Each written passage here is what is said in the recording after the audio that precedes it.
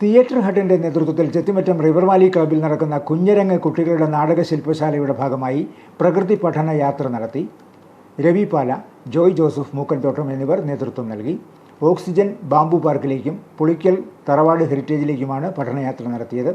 Joy Joseph Mookkanthottam പ്രകൃതിയും മുളകളും തമ്മിലുള്ള ബന്ധത്തെക്കുറിച്ചും doctor Vinil Paul ചരിത്രത്തിന്റെ പ്രാധാന്യത്തെക്കുറിച്ചും ക്ലാസ് എടുത്തു.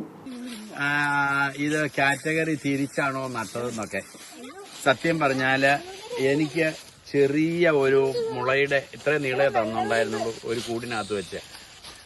വളരെ ചെറിയ, എന്താന്ന് പോലും അറിയത്തില്ലായിരുന്നു. ഇതിപ്പോ 4 വർഷം മുമ്പ്. ഇതിപ്പോ 4ാം വർഷത്തിലേക്കാണ് കടന്നത്.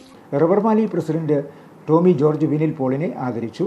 രാഗമാലികയിൽ നടന്ന സർഗസന്ധ്യയിൽ CS ബാലശങ്കർ പുല്ലാങ്കുഴൽ വായിച്ചു. തിങ്കളാഴ്ച കഥയരങ്ങ്, കളിമൺ ശില്പശാല പരിശീലനം എന്നിവയാണ് നടക്കുന്നത്. സലിം രാഗമാലിക, ഷിബി ബാലകൃഷ്ണൻ എന്നിവരും പങ്കെടുത്തു.